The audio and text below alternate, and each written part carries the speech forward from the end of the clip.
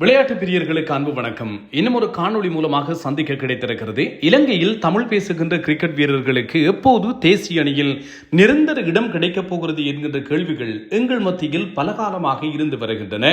இந்த கேள்விகளுக்கான விடை மிக விரைவில் இலங்கையுடைய தேசிய குழாத்திலே தமிழ் வீரர்கள் நிரந்தர இடத்தை பிடிப்பார்கள் என்கின்ற நம்பிக்கை அண்மை காலமாக ரசிகர்களுக்கு வலுப்பெற்றிருக்கிறது என்றால் அது ஒன்றும் மிக இல்லை. ஏனென்று சொன்னால் இலங்கையின் அண்டர் 19 கிரிக்கெட்டிலே ஏராளமான தமிழ் பேசுகின்ற வீரர்கள் ஆதிக்கம் செலுத்த ஆரம்பித்திருக்கிறார்கள். அண்டர் 19 கிரிக்கெட்டிலிருந்து தேசிய கிரிக்கெட்டை நோக்கி படிக்கெடுப்பதற்கு ஆரம்பித்திருக்கிறார்கள்.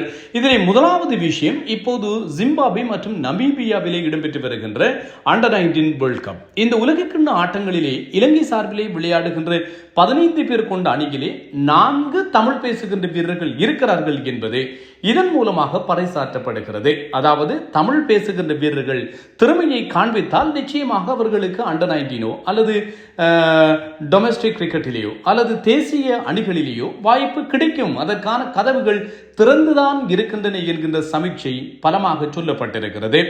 முதலாவது விஷயத்திற்கு வருவோம். அண்டர் 19 கிரிக்கெட்டிலே உங்களுக்கு தெரியும், பிளேயிங் லெவலிலேயே 2 வீரர்கள் ஆகாஷ் அதே போன்று மாதுளன் ஆகிய வீரர்கள் விளையாடுகின்ற அளவிற்கு வந்திருக்கிறார்கள். மாதுளன் உங்களுக்கு தெரியும், கடந்த அண்டர் 19 கிரிக்கெட்டிலும் கூட ஆடிய ஒரு வீரர் என்பது உங்களுக்கு தெரியும். யாழ்ப்பாணத்தை சேர்ந்தவர்கள் மாதுளன், அதே போன்று விக்னேஸ்வரன் ஆகாஷ் ஆகிய 2 வீரர்கள். விக்னேஸ்வரன் ஆகாஷ் ஆட்லி கல்லூரியினுடைய வீரர். அவர் இப்போது சென்ட் ஜோசப்ஸ் கல்லூரிக்காக திமுத் கருணாரத்ன, அதே போன்று அஞ்சுலே மேத்யூஸ், துனித் வில்லாலகி இவர்களெல்லாம் படித்த கொழும்பு மருதானை சென்ட் ஜோசப்ஸ் கல்லூரி அவரை இப்போது தத்தெடுத்திருக்கிறது. அந்த கல்லூரியிலே தான் இருக்கிறார். ஆக அங்கே பிளேயிங் லெவனிலே கூட 2 தமிழ் பேசுகின்ற வீரர்கள் இருக்கிறார்கள். வெஸ்லி கல்லூரிக்காக விளையாடி அண்மை காலங்களிலே பிக்மெட் போட்டிகளிலே அவருடைய காணொலிகளை நாங்கள் பார்த்து ரசித்திருந்தோம். ஸ்ரீராம் என்று சொல்லப்படுகின்ற ஒரு பந்து வீச்சாளர் மிக சிறப்பாக தன்னுடைய திறமையை காட்டியவர். அவரும் அண்டர் 19 அணியிலே இருக்கிறார். இது மாத்திரமல்லாமல் ஆதாம் ஹில்மி என்று ஒரு வீரர், இவர் கேண்டே ட்ரினிட்டி கல்லூரியை சேர்ந்திருக்கின்ற வீரர். ஆக 4 வீரர்கள் 15 பேர் கொண்டிருக்கின்ற இலங்கையினுடைய தேசிய குழாத்திலே இடம் பிடித்திருக்கிறார்கள் என்பதும் சொல்லக்கூடிய விஷயம். அப்படி பார்த்தால் கொழும்பை சேர்ந்தவர் ஒருவர் மட்டும்தான், மற்றவர்கள் கொழும்புக்கு வெளியில், அதுவும் யாழ் மண்ணில் இருந்து 2 வீரர்கள் இங்கே இடம் பிடித்திருக்கிறார்கள் என்பது சுட்டி காட்டக்கூடிய விஷயம். மற்ற விஷயங்களுக்கு நாங்கள் வருவோமாக இருந்தால், இப்போது இலங்கை சார்பிலே அதிகமாக பேசப்படுகின்ற ஒரு வீரர் விஜயகாந்த் வியாஸ்காந்த் இலங்கைக்கான தேசிய அறிமுகத்தை கூட அண்மையில் பாகிஸ்தான் அணிக்கு எதிரான போட்டிகளின் போது இவர் சாதித்திருந்தார். இது மாத்திரமல்லாமல் வளர்ந்து வருகின்ற வீரர்களுக்கு இடையிலான Asia cup, emerging Asia cup போட்டிகளிலே இலங்கை சார்பிலே இவர் பிரதித்துவம் செய்திருந்தார். அங்கேயும் சிறப்பாக விளையாடியிருந்தார். விஜயகாந்த் வியாஸ்காந்த் தீசன் விதூசன் என்று சொல்லப்படுகின்ற வீரர், இவர் 2 ஆண்டுகளுக்கு முன்னர் நல்ல ஃபோமிலே மிகச்சிறப்பாக விளையாடி கொண்டிருந்தவர். கடந்த ஆண்டு அவ்வளவு பெரிதாக அவருடைய பேர் அடிபடவில்லை. ஆனால் இந்த ஆண்டிலே 3 போட்டிகளிலே தமிழ் யூனியனுக்காக விளையாடி இருக்கிறார். அங்கே தீசன் விதூசன், இது மாத்திரமல்லாமல் விஜயகாந்த் வியாஸ்காந்த், சாருஜன் சண்முகநாத் என்று பிளேயிங் லெவனிலே ஒரே நேரத்திலே தமிழ் ஜூனியரிலே 3 வீரர்கள் விளையாடி இருந்தார்கள். பிஆர்சி கழகத்துக்காக ஆடி வருகின்ற மெர்வின் அபினாஷ், இவருடைய பேர் அண்மை காலமாக பெரிய அளவிலே பேசப்படுகிறது. ஆகவே இந்த டொமஸ்டிக் கிரிக்கெட்டிலே இலங்கையில் விளையாடப்படுகின்ற உள்ளூர் கிரிக்கெட்டிலும் கூட இந்த தமிழ் பேசுகின்ற வீரர்களுடைய பேர் அதிகமாக பேசப்பட்டுக் கொண்டிருக்கிறது. அண்மை காலங்களிலே மிகப்பெரிய அளவிலே பேசப்படுகின்ற நஹியான் என்று சொல்லப்படுகின்ற வீரர் வெஸ்லி கல்லூரியை சேர்ந்த வீரர். இவருடைய கிரிக்கெட்டை நான் நேரே பார்த்திருக்கிறேன், நேரே வர்ணனை செய்திருக்கிறேன். இவரை நேரடியாக சந்திக்கின்ற பாக்கியம் கூட கிடைத்திருக்கிறது. மட்டக்களப்பிலே விளையாடப்பட்டு வருகின்ற மிக முக்கியமான ஒரு தொடர் பேட்டி பிக் பேஷ் தொடர் ஆரம்பித்து வைக்கப்பட்டிருந்தது. அந்த பேட்டி பிக் பேஷ் போட்டிகளிலே பெரியவர்களுக்கான தொடரிலும் அதே போன்று 19 வயதுக்குட்பட்ட இளம் வீரர்களுக்கு ஆன தொடரிலும் கூட இந்த நஹியானுடைய ஆட்டத்தை மிக பெருமளவிலே பார்த்து ரசித்திருக்கிறேன். ஒரு தரமான ஒரு துடுப்பாட்ட வீரர் வெஸ்லி கல்லூரி இவரை தத்தெடுத்து இப்போது விளையாடி வருகிறது. அண்மையில் இந்த நகையான் ஒரு சதம் அடித்திருந்தார் என்பதும் ஞாபகப்படுத்தத்தக்கது. இப்படி எங்கள் வீரர்கள், எங்கள் மண்ணை சேர்ந்த வீரர்கள், நாங்கள் உரிமையோடு சொல்கின்ற தமிழ் வீரர்கள் பலர் சாதித்துக் கொண்டிருக்கிறார்கள். முகமது சிராஸ் பந்து வீச்சிலே அண்மை காலமாக ஜொலித்துக் கொண்டிருக்கின்ற ஒரு வீரர், கழகமட்ட போட்டிகளிலும் கூட இவர் விளையாடி வருகின்ற ஒரு வீரர் என்பதும் ஞாபகப்படுத்தத்தக்கது. இவை எல்லாவற்றையும் வைத்து பார்க்கின்ற போது நாங்கள் சாதாரணமாக இவற்றை பேசிவிட முடியாது. சில புள்ளி விவரங்கள் ரீதியாக இவர்கள் எப்படி சாதித்திருக்கிறார்கள் என்பதையும் தந்து இந்த காணொளியை நிறைவுக்கு கொண்டு வரலாம் போல இருக்கிறது.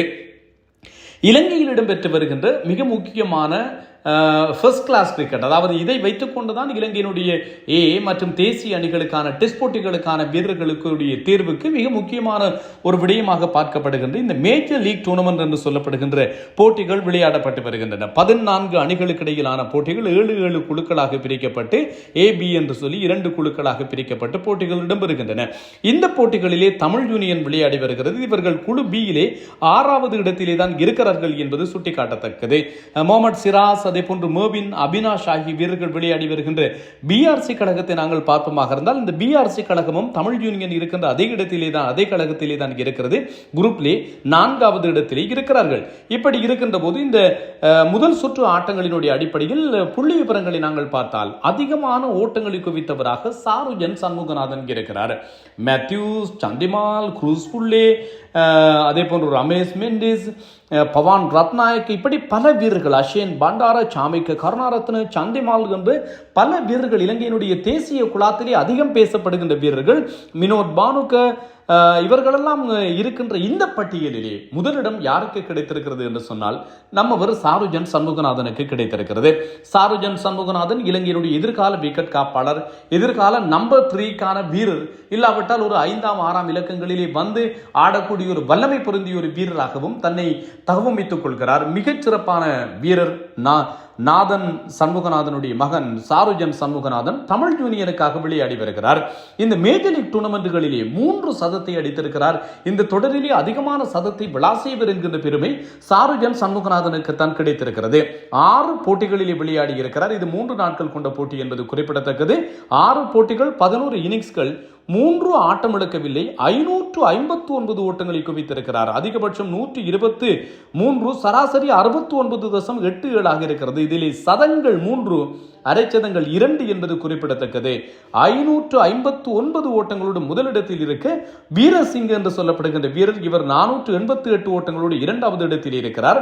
கால்ஸ் கழகத்துக்காக விளையாடி வருகின்ற சந்திமால் 5 போட்டிகளிலே 474 ஓட்டங்களை குவித்திருக்கிறார். சந்திமால் 2 சதங்களை பெற்றிருக்கிறார். சாமிக்க கருணாரத்ன என்சிசி கழகத்துக்காக ஆடுகின்ற வீரர் 5 போட்டிகளிலே 472 ஓட்டங்கள். அதே போன்று போலீஸ் கழகத்துக்காக ஆடி வருகின்ற அஷேன் பண்டாரா 6 போட்டிகளிலே 464 ஓட்டங்கள், இவரும் 2 சதம் அடித்திருக்கிறார்கள். சாருஜன் சண்முகநாதன் 3 சதத்தை அடித்திருக்கின்ற போது வீரசிங்க, சந்திமால், சாமிக்க கருணாரத்ன, அஷேன் பண்டார இவர்களெல்லாம் தலா 2 சதங்களை அடித்திருக்கிறார்கள். பவான் ரத்நாயக்கவும் 2 சதங்களை அடித்திருக்கிறார். அதே போன்று குரூஸ் புள்ளே, மதுவந்த இந்த வீரர்களும் 2 சதங்களை அடித்திருக்கிறார்கள். மினோத் பானுக்குவை பொறுத்தவரையில் இவர் 6 போட்டிகளிலே 435 ஓட்டங்கள், 1 சதம். பவான் ரத்நாயக்க இலங்கை கிரிக்கெட்டிலே அண்மை காலமாக இலங்கை தீர்வாளர்களுடைய கவனத்தை வெகுவாக ஈர்த்த ஒரு வீரர். இலங்கை தேசிய குழாத்திலே நிரந்தர இடத்தை பிடிப்பார்கள் என்று சொல்லி நம்பப்படுகின்ற இந்த வீரர் பட்டியலிலே 8வது இடத்தில் இருக்கிறார். சாருஜன் சண்முகநாதன் முதலிடத்தில் இருக்க அண்மை காலத்தில் அதிகம் பேசப்பட்ட பவான் ரத்நாயக்க 5 போட்டிகள், 6 இன்னிங்ஸ்கள், 434 ஓட்டங்களை பெற்றிருக்கிறார். 2 சதங்கள், 2 அரைச்சதங்கள் உள்ளடக்கம் என்பதும் ஞாபகப்படுத்தத்தக்கதாக இருக்கிறது. இதே போன்று இதில் லசித் கூஸ்புல்லி 6 போட்டிகளிலே 425 ஓட்டங்கள். இது மாத்திரமல்லாமல் எதிரி சிங்கனா 6 போட்டிகளிலே 402 ஓட்டங்களை பெற்றிருக்கிறார். டில்ஷானுடைய சகோதரர் திலகர்ன சம்பத் 43 வயது, 6 போட்டிகளிலே 335 ஓட்டங்களை இவர் குவித்திருக்கிறார் என்பதும் கவனிக்கத்தக்கது. சூரிய பண்டாரா அண்மை காலத்தில் இவருடைய பேரும் அதிகம் பேசப்பட்டது. 6 போட்டிகளிலே 319 ஓட்டங்களை குவித்து இந்த பட்டியலில் இருக்கிறார்கள். ஆக மொத்தத்தில் சாருஜன் சண்முகநாதன் தொடர்ந்து எட்ட முடியாத உயரத்திலே இருக்கிறார். அதிகமான ஓட்டங்களை குவித்தவராக என்பதும் ஞாபகப்படுத்தக்கூடிய விஷயம். பந்து வீச்சிலே யார் யாரெல்லாம் அதிகமாக ஜொலித்திருக்கிறார்கள் என்று சொல்லி பார்த்தால் பந்து வீச்சை பொறுத்தவரையில் பந்து வீச்சிலும் நம்மவர்களுடைய பட்டியல் இருக்கிறது. ஆனால் 1ஆம் 2ஆம் இடங்களிலே இல்லை என்பது கவனிக்கத்தக்கது. ஷஹான் இவர் 6 போட்டிகளிலே மொத்தமாக 36 விக்கெட்டுகளை கைப்பற்றி இருக்கிறார். திலகரத்ன 34 விக்கெட்டுகளை கைப்பற்றி இருக்கிறார். கால்ஸ் கழகத்துக்காக அகில தனஞ்சிய 33 விக்கெட்டுகளை கைப்பற்றி இருக்கின்ற போது மாலிந்த புஷ்பகுமார ஃபர்ஸ்ட் கிளாஸ் கிரிக்கெட்டிலே 1000 விக்கெட்டுகளை கைப்பற்றி இருக்கின்ற சாதனையை எட்டியிருக்கிறவர். 6 போட்டிகளில் 25 விக்கெட்டுகளை கைப்பற்றி இருக்கிறார். பிஆர்சி கழகத்துக்காக விளையாடுகின்ற நம்மவர் முகமது சிராஸ் 6 போட்டிகளிலே மொத்தமாக 23 விக்கெட்டுகளை இவர் கைப்பற்றி இருக்கிறார் என்பதும் கவனிக்கத்தக்கது. தமிழ் யூனியனுக்காக விளையாடி வருகின்ற விஜயகாந்த், வியாஸ்காந்த் 6 போட்டிகளிலே 19 விக்கெட்டுகளை கைப்பற்றி இருக்கிறார்.